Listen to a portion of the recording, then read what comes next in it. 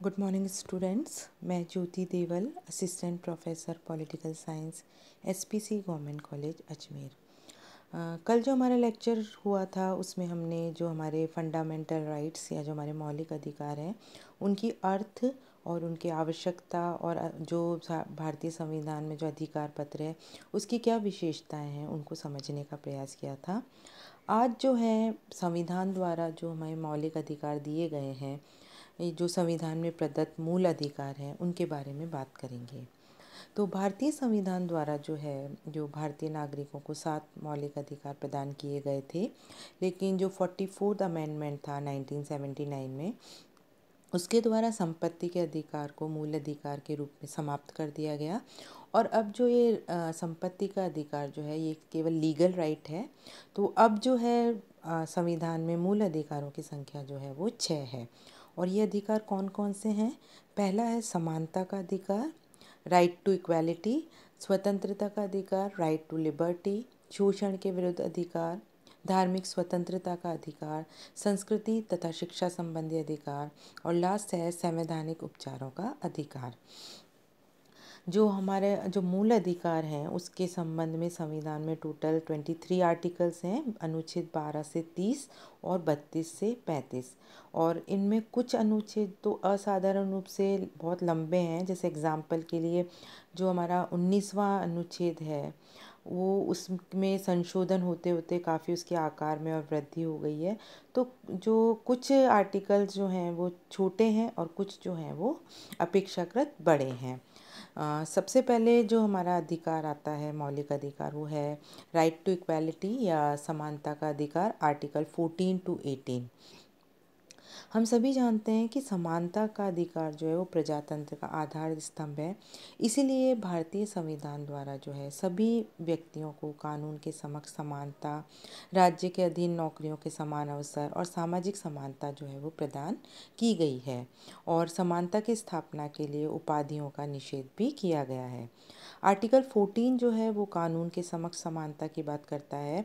इसके अनुसार भारत के राज्य क्षेत्र में राज्य किसी भी व्यक्ति को कानून के समक्ष समानता और कानून के समान संरक्षण से वंचित नहीं करेगा। दूसरा जो है आर्टिकल 15 वो है धर्म, नस्ल, जाति, लिंग या जन्म स्थान के आधार पर भेदभाव का निषेध। इस आर्टिकल में ये कहा गया है कि राज्य के द्वारा धर्म, मूल वंश, जाति, लिंग, जन्म स्थान आदि के आधार पर जो नागरिक हैं उनके जीवन के किसी भी क्षेत्र में भेदभाव नहीं किया जाएगा। आर्टिकल 16 राज्य के अधीन नौकरियों के समान अवसर। तो ये जो आर्टिकल है वो ये कहता है कि सभी नागरिकों को सरकारी पदों पर नियुक्ति के समान अवसर प्राप्त होंगे और इस संबंध में केवल धर्म, मूल वंश, जाति, लिंग या जन्म स्थान इनमें से किसी भी आधार पर सरकारी नौकरी में पद प्रदान करने में भेदभाव नहीं किया जाएगा।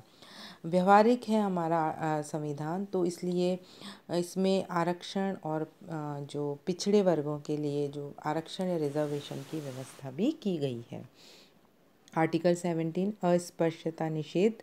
इसका मतलब है कि आर्टिकल जो 17 है वो ये कहता है कि अस्पृश्यता का अंत किया जाता है, अनटचेबिलिटी का, और उसे किसी भी रूप में आचरण में निषिद्ध किया जाता है। और अस्पृश्यता से उत्पन्न किसी भी अयोग्यता को लागू करना जो है वो एक दंडनीय अपराध होगा।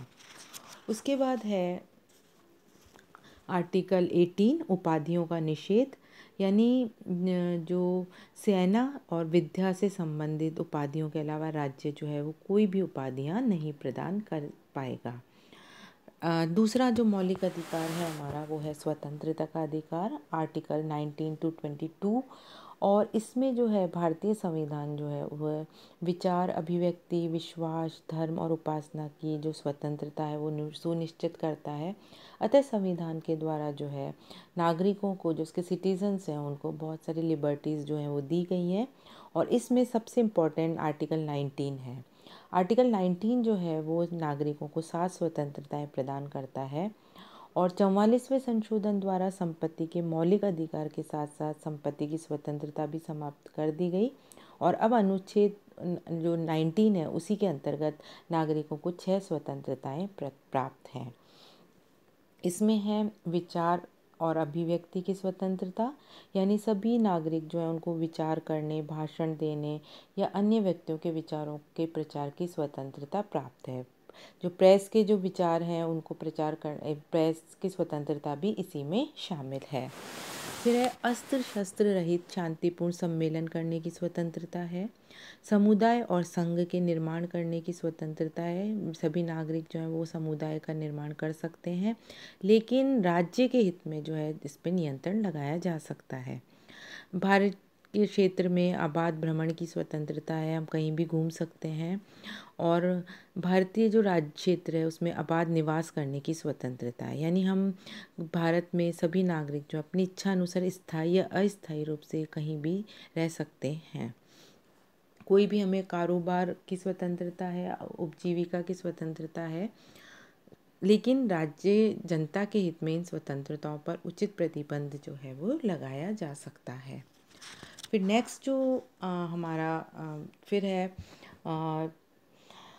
जो है उसके बाद नेक्स्ट जो अधिकार है वो है धार्मिक शोषण के विरुद्ध अधिकार, आर्टिकल 23 और 24।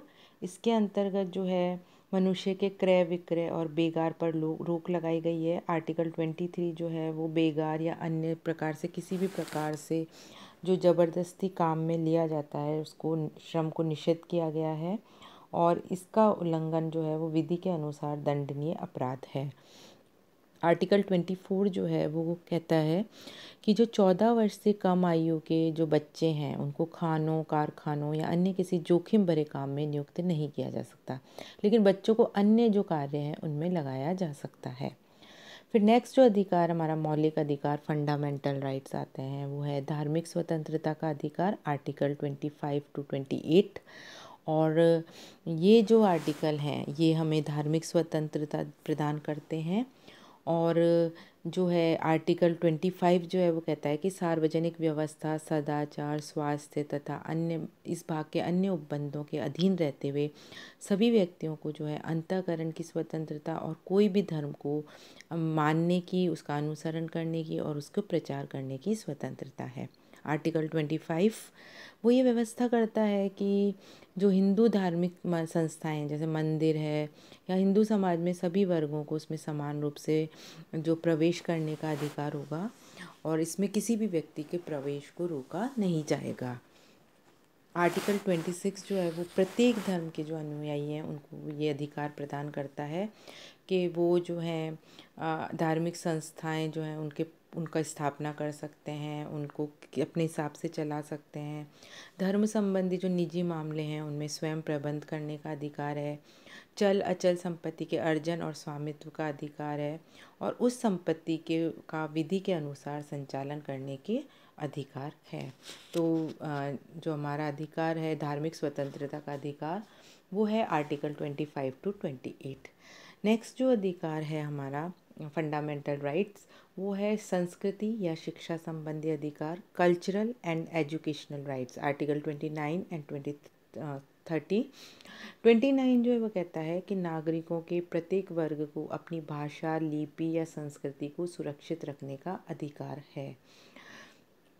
आर्टिकल 30 जो है 30 वो कहता है धर्म और भाषा पर आधारित सभी अल्पसंख्यकों को अपनी रुचि के अनुसार शैक्षणिक संस्थाओं की स्थापना करने का अधिकार है।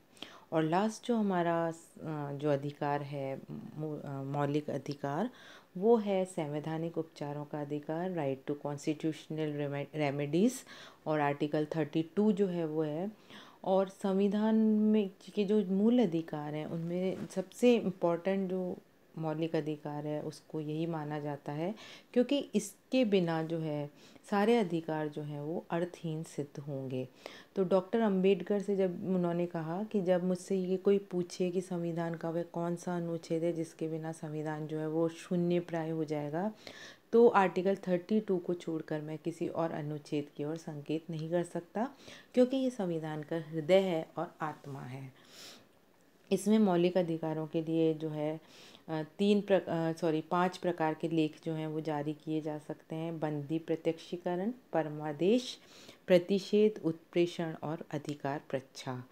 तो ये जो हैं हमारे मौलिक अधिकार हैं।